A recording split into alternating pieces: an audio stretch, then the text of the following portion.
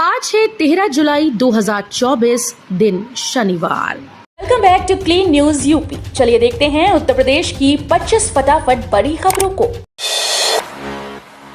UP के गांव में 10,000 पशु सखियों को ट्रेनिंग दिलाएगी योगी सरकार। यूपी में दूध का उत्पादन बढ़ाने के लिए प्रदेश सरकार 10,000 पशु सखियों को प्रशिक्षित करेगी।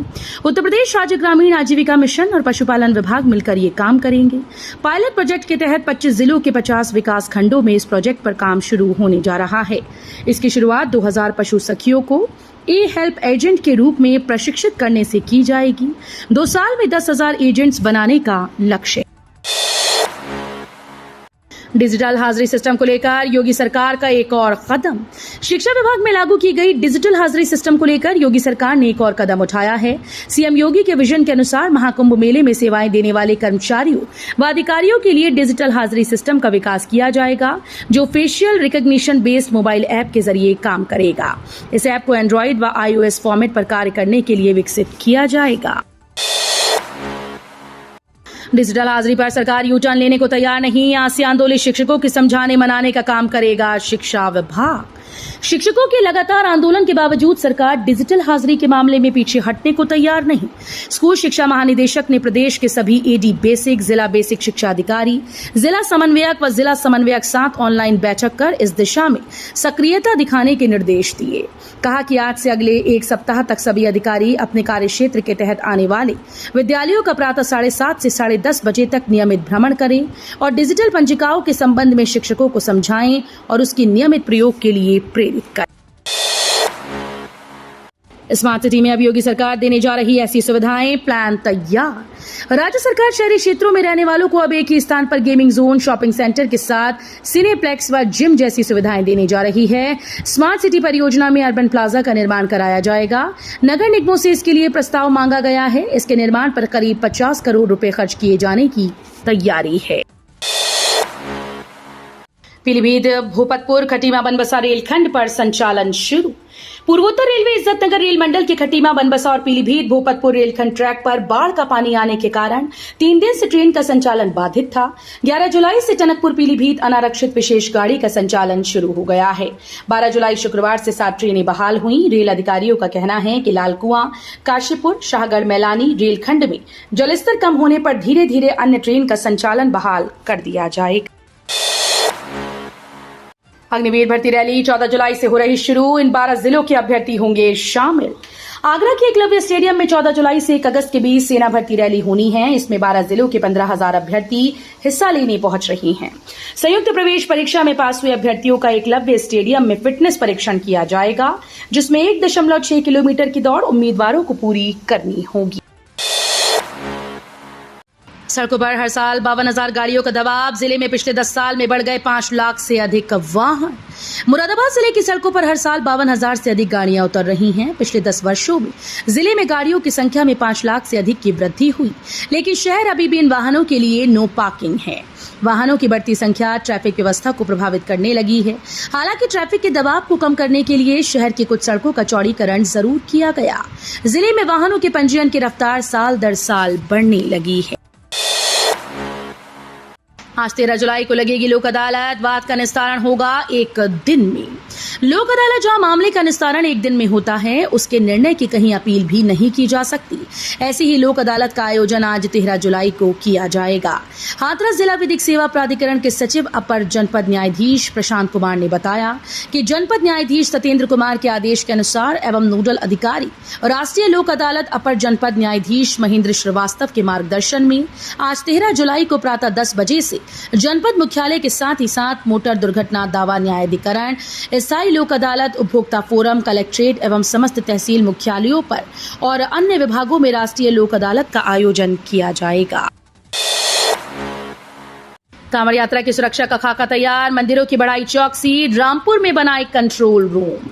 श्रावण मास की कांवड़ यात्रा 22 जुलाई से शुरू होकर 19 अगस्त तक संपन्न होगी, जबकि श्रावण मास शिवरात्रि का मुख्य पर्व 2 अगस्त को मनाया जाएगा।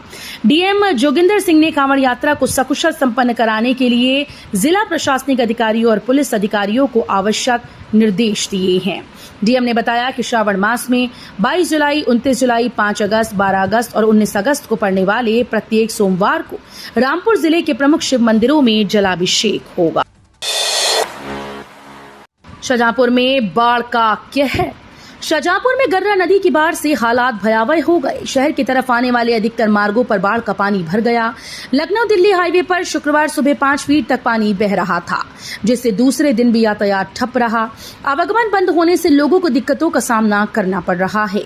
इधर बाढ़ की चपेट में आने से शहर के कई मोहल्ले प्रभावित हो रहे हैं। घरों में बाढ़ का पानी है। लोगों ने छतों पर रात गुजारी। जिला प्रशासन की टीम्स नावों से रेस्क्यू कर रही है। अब यहां से मिलेगी नोएडा देहरादून की बसेस। होने वाला है बड़ा बदलाव। जाम का कारण बन रहा भैंसाली बस अड्डा शहर से बाहर शिफ्ट होगा। इसके बदले में 2 नए बस अड्डे बनेंगे। एक बस टर्मिनल दिल्ली रोड पर नमो भारत ट्रेन के मेरठ साउथ स्टेशन के नजदीक बनेगा। यहां से नोएडा की बस मिलेगी। दूसरा बस टर्मिनल व बस maintenance depot Delhi Dehradun highway पर मोदीपुरम स्टेशन के नजदीक बनेगा। दोनों बस टर्मिनल व एक बस डिपो बनाने के लिए राष्ट्रीय राजधानी क्षेत्र परिवहन निगम ने टेंडर आमंत्रित किया है। स्मृति ईरानी पर टिप्पणियों से राहुल नाखुश। बोले किसी को अपमानित करना कमजोर होने की निशानी। लोकसभा में नेता प्रतिपक्ष राहुल गांधी ने अमेठी से पूर्व सांसद स्मृति ईरानी को लेकर सोशल मीडिया पर हो रही टिप्पणी पर नाखुशी जाहिर की। उन्होंने एक्स पर कहा कि जीत और हार जीवन का हिस्सा है। मैं सभी से अपील करता हूं कि स्मृति ईरानी के खिलाफ किसी भी तरह की अपमानजनक भाषा का प्रयोग ना करें। किसी को बेइज्जत और शर्मसार करना कमजोर होने की निशानी है, ताकतवर होने की नहीं। उन्होंने लोगों से अपील की कि ऐसा ना करें। पीएचडी में एडमिशन और रिसर्च कराने के नियम होंगे सख्त। बीएचयू में पीएचडी प्रवेश और शोध की पढ़ाई के लिए नियमों में अब कड़ाई बरती जाएगी। 2016 के पीएचडी ऑर्डिनेंस को कई संशोधनों के साथ जारी करने की तैयारी है। ये सभी संशोधन बीते वर्षों में विभिन्न बैठकों के दौरान किए गए हैं। हालांकि अब तक इन्हें कड़ाई से लागू नहीं किया गया था।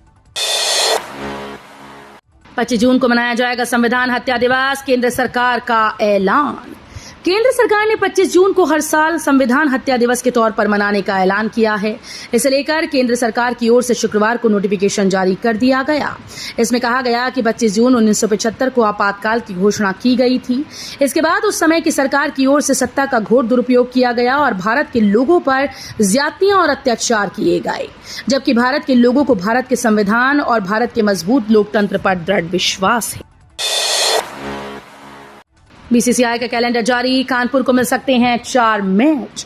बीसीसीआई ने सत्र 2024-25 में होने वाले घरेलू सत्र के लिए कैलेंडर जारी कर दिया, जिसमें रणजी ट्रॉफी की शुरुआत 11 अक्टूबर से होगी।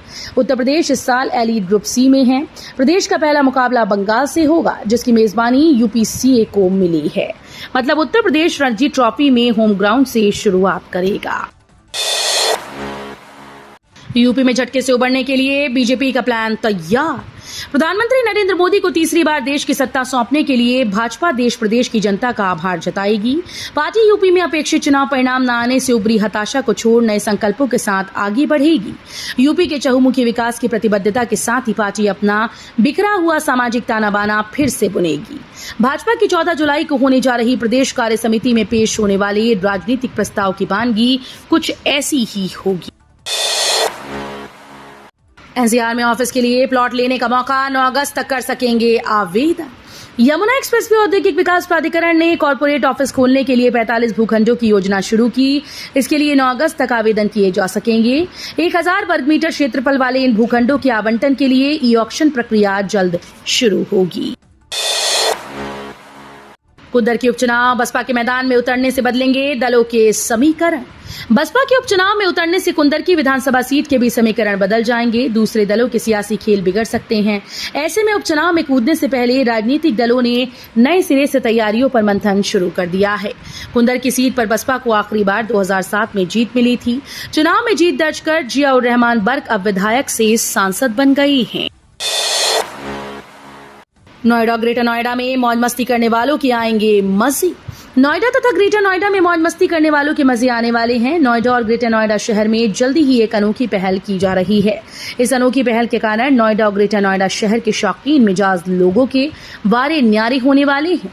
ये पहल शराब की बिक्री पर नजर रखने वाला आबकारी विभाग करने वाला है। नोएडा के 13 बिल्डर समेत 94 संस्थानों को लगी चपात। देना होगा करोड़ों का ब्याज। यमुना अथॉरिटी एरिया में स्थित ग्रुप हाउसिंग प्रोजेक्ट के बिल्डर्स और छोटे बड़े शिक्षण संस्थानों को बड़ा झटका लगा। यमुना अथॉरिटी किसानों को दिए गए 64.7% के मुआवजे के ब्याज को लेकर लंबे समय से इन संस्थानों से लड़ाई चल रही थी। ये लड़ाई अब अथॉरिटी ने हाईकोर्ट में जीत ली है, जिसके चलते वर्षों पुराना ब्याज अब इन संस्थानों को देना पड़ेगा। अगले महीने से गोरखपुर लिंक एक्सप्रेसवे पर फर्राटा भरेंगे वाहन।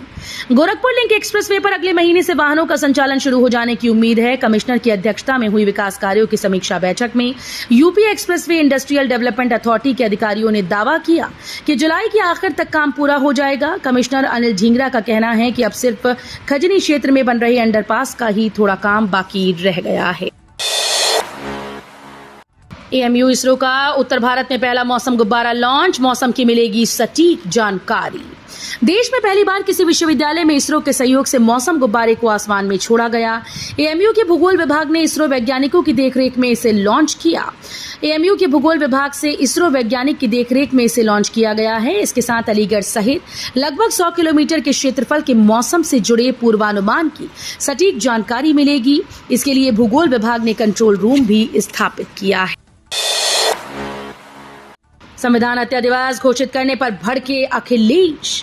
केंद्र सरकार ने 25 जून को संविधान हत्या दिवस घोषित किया। इस पर अखिलेश यादव ने एक्स पर लिखा, 30 जनवरी को बापू हत्या दिवस व लोकतंत्र हत्या दिवस के संयुक्त दिवस के रूप में मनाना चाहिए।